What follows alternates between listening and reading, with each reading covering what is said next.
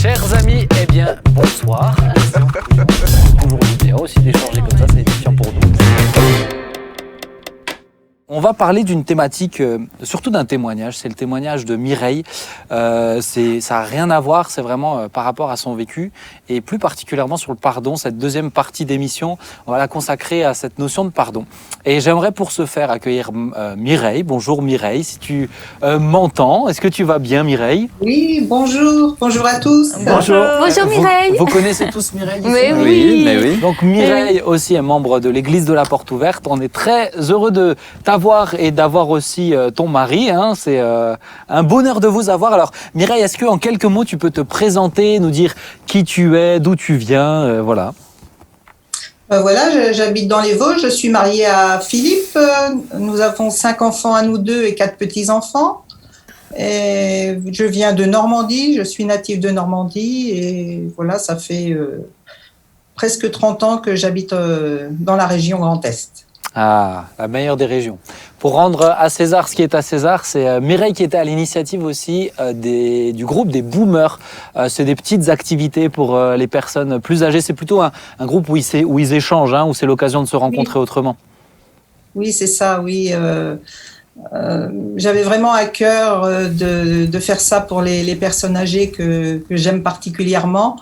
Et voilà, on fait des activités de bricolage, des jeux de société, on prend un goûter, on peut discuter.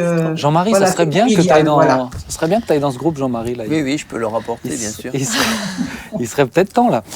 Alors, non, mais c'est pas il est obligé, il ne peut pas s'en passer. Oui, mais ça me titille, en fait. Vous voyez, ça me titille. Alors, Mireille, je sais que toi, tu as une histoire qui est particulière, qui est difficile. En tout cas, une partie de ton histoire, et c'est aussi pour ça que je t'ai proposé d'intervenir aujourd'hui. Est-ce que tu veux bien nous partager ton histoire, ce qui s'est passé, puis on va rentrer un peu plus en profondeur ensuite dans celle-ci. Ben en fait, j'ai grandi dans une famille avec un papa, une maman, des frères et sœurs. Quand j'étais petite, voilà, c'était une enfance normale. Et disons en grandissant, je me suis aperçue qu'il y avait des choses qui n'étaient pas dites, des secrets sur ma vie. Et il y avait notamment ma grand-mère paternelle qui était méchante avec moi, qui avait une haine, qui m'humiliait. Et moi, je comprenais pas pourquoi. J'essayais de me faire aimer par elle, mais je comprenais pas pourquoi. Et voilà, j'ai grandi comme ça et je sentais quelque chose dans ma vie, mais un secret, mais je savais pas de quoi ça s'en retournait. Tu me disais par exemple que ça arrivait que tes frères avaient des cadeaux et toi tu recevais rien. Oui, au niveau de ma grand-mère paternelle, quoi. Elle rentrait de vacances. Et c'est quelqu'un qui était assez aisé, qui faisait des voyages, qui ramenait des cadeaux à mes frères et sœurs. Et quand ça arrivait à moi, elle me disait, toi, je t'ai rien rapporté. Tu sentais qu'il y avait quelque chose. Je sentais qu'il y avait quelque chose, mais bon. Et qu'est-ce qui s'est passé alors ? Raconte-nous quand tu as grandi. Un jour, ma mère est venue, j'avais à peu près 27 ans, j'avais déjà mes 2 enfants et je pense qu'elle voulait se libérer aussi d'un secret parce que ça devait être lourd pour elle aussi. Et elle l'a dit un peu maladroitement, mais je pense qu'elle ne savait pas trop comment le dire non plus. Que mon père n'était pas mon père. Elle est venue chez moi, elle m'a dit comme ça, ton père, c'est pas ton père. J'ai subi des viols pendant des années par mon beau-père et tu es le fruit de ce viol. Voilà. Et après, elle est partie. Et tu avais quel âge ? J'avais 27 ans environ. Donc jusqu'à 27 ans, il y avait ce secret de famille qui était là, qui pesait, et à 27 ans, tout a été révélé. Voilà, c'est ça. Comment tu as je dirais, pris la chose ou comment tu l'as reçue sur le moment à tes 27 ans ? Au début, je l'ai pas très bien pris parce que tout d'un coup, je me suis aperçue que toute ma vie était basée sur un mensonge. Donc, mon père n'était pas mon père, mes frères et sœurs devenaient mes demi-frères et sœurs. Mon oncle et ma tante devenaient mes demi-frères et sœurs par le beau-père.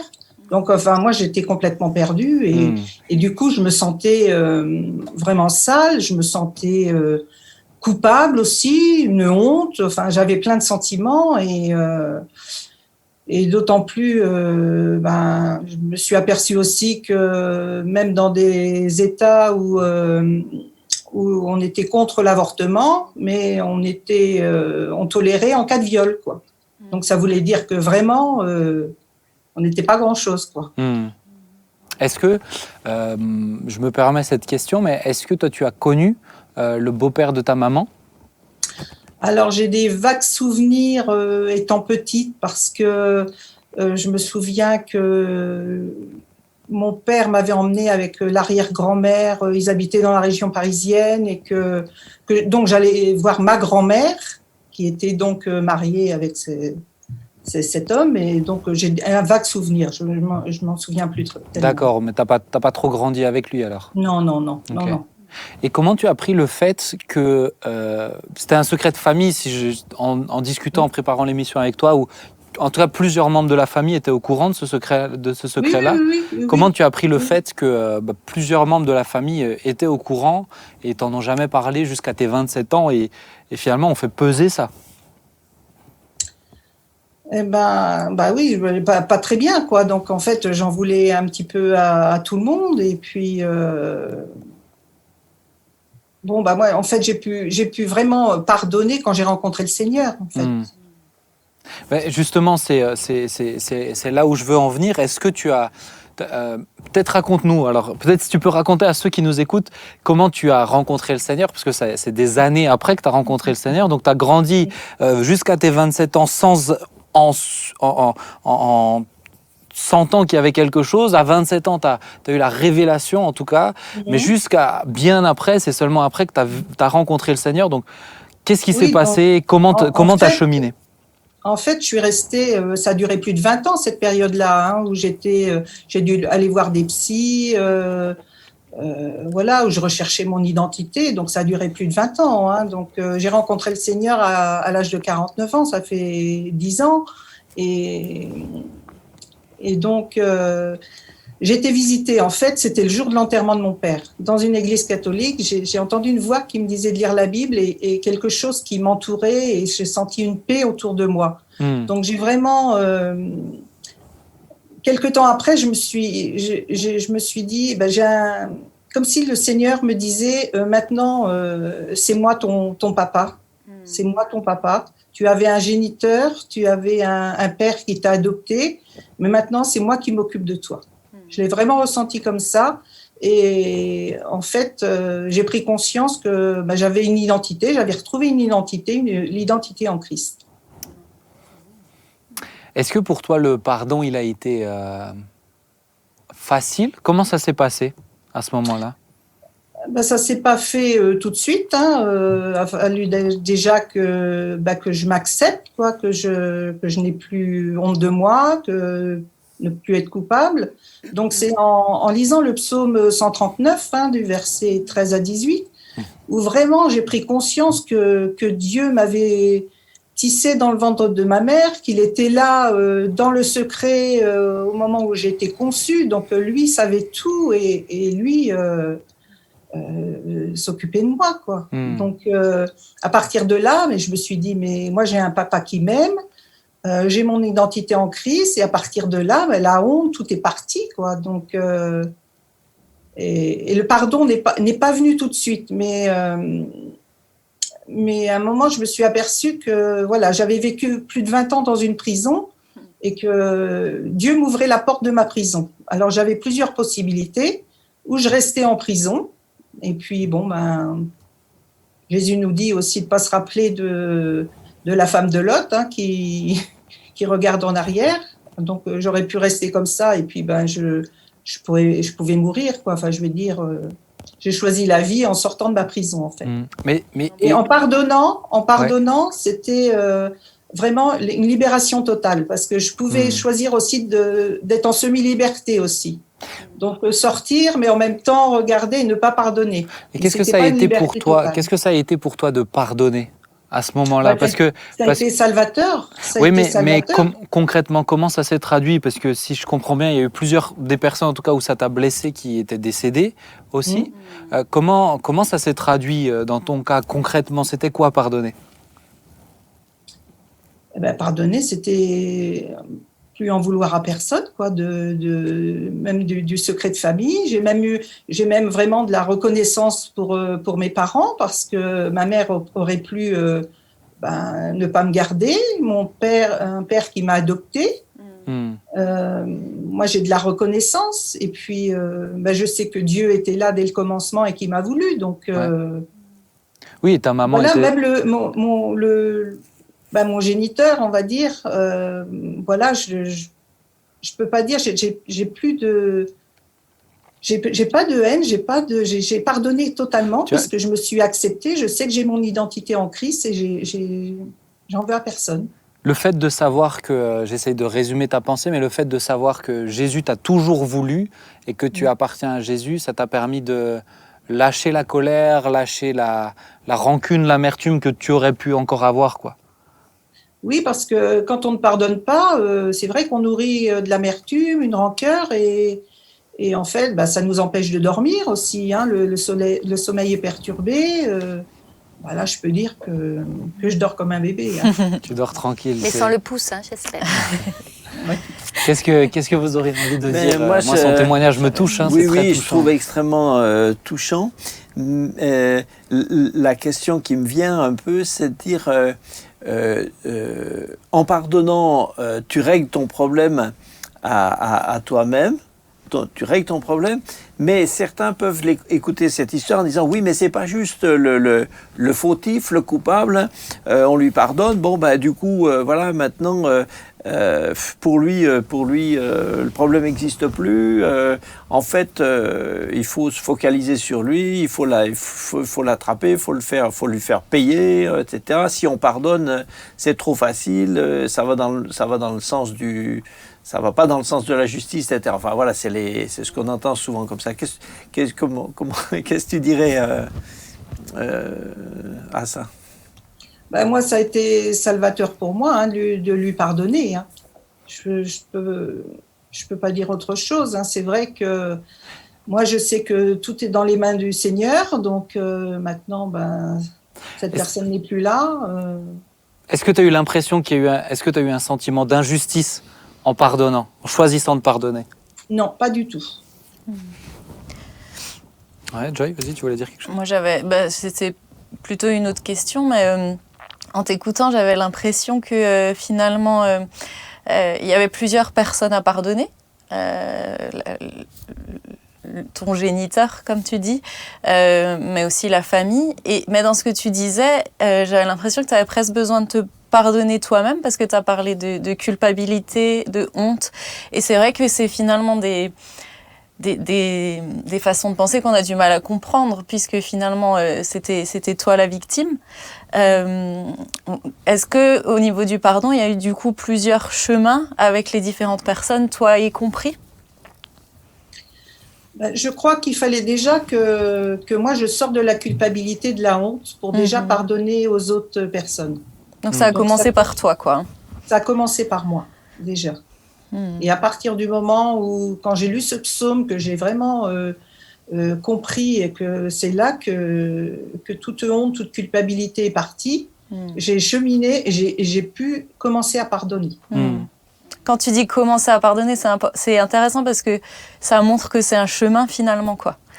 C'est un chemin et une décision qu'on prend, mais qu'il faut tenir dans la durée aussi, quoi. Oui, et puis pardonner, ça ne veut pas dire ne plus être blessé tout de suite, par exemple. Beaucoup de gens pensent qu'ils ont vraiment pardonné quand ils sont plus blessés, quand ça fait plus mal. Mais ça, c'est être guéri. Pour être guéri, il faut peut-être commencer par pardonner. Moi, je donne souvent cette image. Pardonner, c'est quelqu'un t'a planté un coup de couteau. Pardonner, c'est accepter d'enlever le couteau. Mais après, il faut que la plaie elle se referme. Et ça, c'est autre chose. Et puis il y a une cicatrice aussi encore. Ouais. Ah ouais, il y a encore des traces. Est-ce que toi, tu as senti un peu ce processus chez toi ou pas du tout? Parce qu'il y a des gens où c'est vraiment miraculeux aussi. On peut parler de miracle. Hein. Alors moi, quand j'ai lu ce psaume, bon, j'ai vraiment senti toute culpabilité, toute honte est partie. Donc, bon, j'ai eu un peu de mal à dire au début que j'étais une créature merveilleuse. Maintenant, je me dis, si je le dis pas, c'est faire mentir Dieu. Contrarier mon papa céleste aussi. Ouais. Donc, bon, je peux dire que je suis une créature merveilleuse. Et c'est vrai que quand j'ai pardonné à toutes les personnes en même temps. C'est pas une personne après une autre. Quand j'ai pardonné toutes les personnes en même temps. Wow. C'est beau. J'avais une question. J'avais une question, Mireille. Tout à l'heure, tu mentionnais que le fait de pardonner, ça t'avait complètement libéré. Tu avais gagné une liberté. En quoi s'est exprimée cette liberté? Est-ce que c'est même ta relation avec les autres, tout le monde? Tu t'es épanouie? Comment ça s'est exprimé, cette liberté?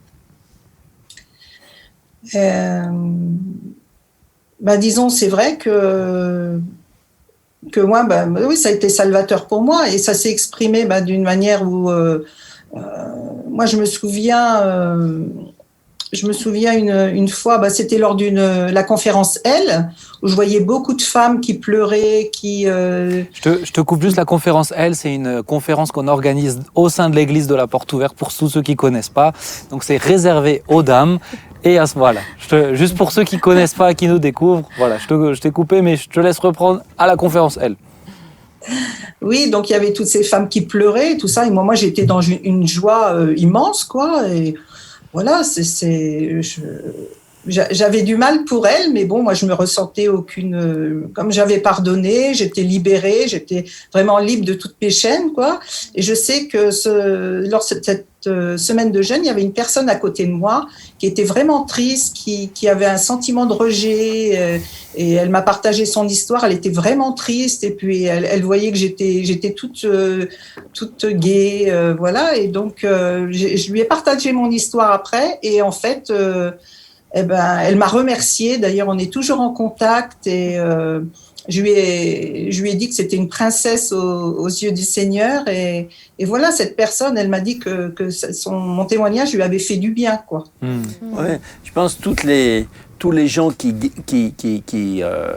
guérissent comme ça d'un tel traumatisme, quoi. Quelque part, c'est toujours miraculeux de pouvoir en sortir.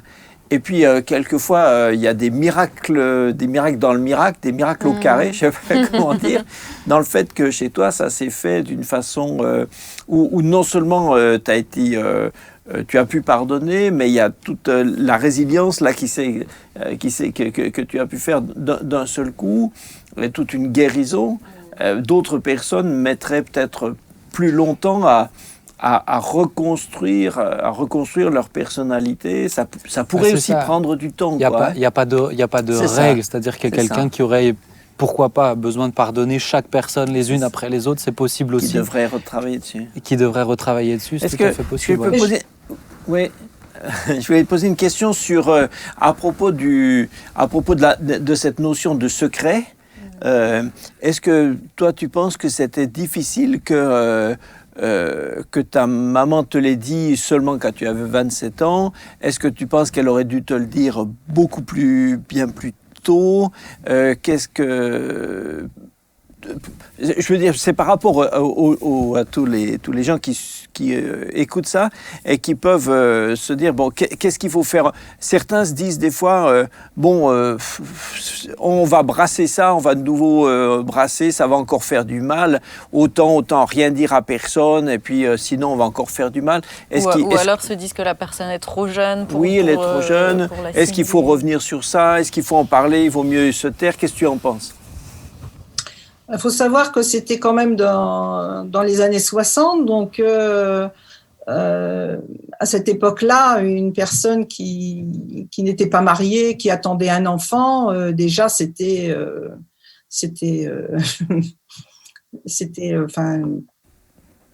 pas accepté, quoi. Un déshonneur, oui. Un déshonneur, oui.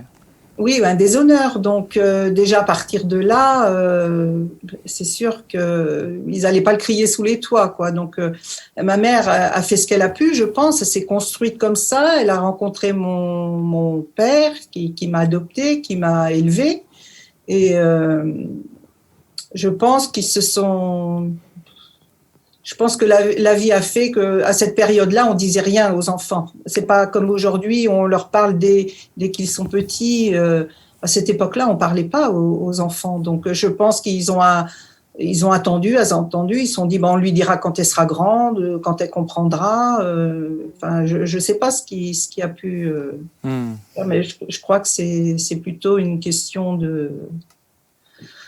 Oui, que ce soit dans les années 60, quoi. Et toi, Mireille, qu'est-ce que tu penses? Est-ce que dans une situation comme la tienne, il aurait mieux fallu que tu le saches bien plus tôt? Qu'est-ce que tu en penses? Alors, ça, c'est une bonne question. Je ne sais pas trop, en fait. Oui. C'est délicat. En fait, c'est délicat. Je ne peux pas en parler puisque ce n'est pas arrivé. Donc, je l'ai su à 27 ans. Ce qui a été... Je l'ai mal pris dans le sens où moi, je me suis construite sur un mensonge. Et c'est vrai qu'il y avait un mensonge. Et en fait, l'identité a été complètement cassée puisque j'étais pas la fille de mon père, j'étais la demi-sœur de mes frères, de mon oncle et de ma tante. Enfin bon, c'était compliqué. Après, est-ce qu'à l'adolescence, ça aurait été mieux? Je ne sais pas. C'est des périodes délicates. Hein. Ouais, c'est pas aussi facile que ça. Et l'actualité nous le montre encore là, avec une histoire sans renommer les personnes, mais une question d'inceste en famille. Et c'est des secrets qui... Comment les gérer, c'est très délicat. Mireille, c'est très très intéressant d'être avec toi, mais le temps passe et je veux vraiment te remercier en tout cas pour le courage. Et comme on l'a dit, tu l'as dit aussi, ça fait du bien d'entendre des témoignages où c'est possible de pardonner, quel que soit ce qui a été fait. C'est possible de pardonner avec l'aide de Jésus. Et d'être guéri, oui. Et d'être guéri derrière. Mais le pardon, c'est vraiment aussi ce qui permet la guérison derrière. Merci beaucoup, Mireille. Merci encore. On te dit à bientôt. À bientôt. Merci, au revoir. Ciao, ciao. Ciao, ciao. Mais c'est vrai que on pourrait parler de ça longtemps, mais le temps passe et je voulais continuer justement sur cette question avec un angle un peu différent du pardon. Mais quand on voit Mireille qui a été, je sais pas, moi j'essayais de me mettre à sa place quand elle disait, mais en fait mon père c'était plus mon père, mon oncle et ma tante c'était des demi-frères et sœurs. C'est l'horreur. Tout est sans dessus dessous. Ça me fait penser au témoignage de Brian qu'on a entendu avec son papa qui malheureusement s'est suicidé. Mais comment réussir derrière ça? Et je crois effectivement que le pardon, c'est la solution que Dieu nous a donnée pour être nous-mêmes guéris ou voire libérés d'un poids. Mais moi, ce que je trouve intéressant, je te coupe un peu, mais tu me coupes carrément, mais vas-y. Intéressant avec Mireille, c'est que j'ai l'impression qu'elle a été guérie avant de pardonner. Et que le fait d'être guérie en lisant ce psaume, parce qu'elle me l'a déjà raconté, c'est vraiment à la lecture du psaume que, comme elle l'a dit là, elle a ressenti vraiment l'amour de Dieu et qu'elle s'est sentie libérée et guérie en fait, mais tellement miraculeusement et rapidement. Et c'est après ça qu'elle a pardonné. Mais pour moi, donc, ça fait partie... Je ne sais pas si c'est toujours une... non, mais je pense qu'il n'y a pas de règle. Ce que la Bible, elle nous dit, c'est qu'on doit pardonner. Maintenant, je sais qu'il y a des gens qui disent, mais moi, je ne peux pas pardonner. Et ça, je suis prêt à l'entendre. Par contre, je crois qu'on peut dire à Dieu, Seigneur, aide-moi à pardonner. Et il y a tout un cheminement qui peut se faire pour arriver à se lâcher prise. Mais justement, je veux en venir sur... parce que le temps passe. Sinon, vous allez me couper tout le temps. Là. mais c'est un sujet trop intéressant. Mais le sujet qu'on va aborder il va être tout aussi intéressant, c'est le pardon. Mais c'est pardonner, c'est le texte de Matthieu 18, 21. Alors Pierre s'approcha de lui et dit, Seigneur, combien de fois pardonnerai-je à mon frère lorsqu'il péchera contre moi? Sera-ce jusqu'à 7 fois? Jésus lui dit, je ne te dis pas jusqu'à 7 fois, mais jusqu'à 70 fois 7 fois. La notion du pardon, elle est hyper intéressante, mais pardonner quelqu'un qui est tout le temps en train de te faire du mal, comment c'est possible? Est-ce que, alors là, encore une fois, je pique un petit peu, mais est-ce que c'est pas un petit peu exagéré là, ce que Jésus il est en train de dire? Est-ce que c'est pas inhumain ce qu'il est en train de dire? Alors inhumain, je suis d'accord. Ah oui, c'est complètement inhumain. Oui, c'est inhumain. C'est surnaturel. C'est ça. Et comment faire justement ce pardon récurrent, permanent? Quelqu'un qui Mireille parlait de sa maman qui a été pour le coup abusée par son beau-père à plusieurs reprises. Oui. C'est pas une fois, c'est déjà une fois, mais c'est pas une fois. Moi, je suis même pas tout à fait sûr que dans ce que dit Jésus, je suis pas tellement sûr que ce soit qu'il insiste tellement sur le fait que la faute se réitère des tas de fois. Oui. Parce que le 7 que Pierre emploie, il l'emploie de façon symbolique. Hein, c'est le côté parfait. Jésus dit, c'est presque parfait, parfait multiplié par parfait. Bon, voilà. C'est pas forcément le fait que ce soit une faute qui se réitère toujours, mais c'est une faute qui est absolue, totale. Voilà. Indéniable. Voilà. Mais moi, ça me permet de venir justement sur cette thématique et je sais qu'il y en a plusieurs qui nous regardent où ça peut être leur cas. Un mari qui boit et qui est violent et qui s'arrête pas de boire.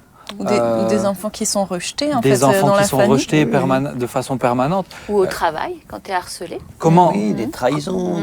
Moi, c'est vraiment sur ça que j'aimerais qu'on termine cette émission. C'est ok, mais comment on fait pour pardonner quelqu'un qui continue de nous faire du mal? Mais pour moi, c'est quand Jésus dit, en d'autres occasions, Jésus dit, ce qui est impossible aux hommes est possible à Dieu. Ça. Parce qu'effectivement, je crois qu'il y a des fois où, comme tu as dit, c'est inhumain, exactement. Pardonner, c'est miraculeux. Mais en même temps, c'est un impératif. Si c'est un impératif, c'est qu'on peut. Jésus nous donne pas l'ordre, la Bible nous donne pas l'ordre d'éprouver des sentiments de pardon, mais elle nous donne l'ordre de faire un acte de pardon. C'est un acte. Donc si c'est un ordre entre guillemets, hein, mais si c'est quelque chose qui nous est demandé, par définition, c'est qu'on peut le faire. Ouais, et on peut demander à Dieu. Oui. Ben, là, je vais peut-être raconter juste une histoire que j'ai vécue. Mais dans le domaine du travail, pour ça je parlais un peu du harcèlement au travail, moi j'ai pu faire cette expérience. Donc là j'avais vraiment une personne au-dessus de ma tête, donc un responsable, qui effectivement régulièrement me prenait à partie d'une manière injuste, essayait de me mettre mal à l'aise devant les autres d'une manière complètement injuste. Et au fur et à mesure, alors j'étais bien chrétienne, et au fur et à mesure je savais qu'il fallait que je lui pardonne tout le temps. Tout le temps. Mais il est arrivé à un moment donné où c'était tellement difficile, hein, j'avais ressenti de la haine contre cet homme. Et ça m'a fait peur. Parce que le sentiment de haine m'a fait penser au fait que je pouvais même faire un meurtre. La haine et le meurtre sont vraiment très liés.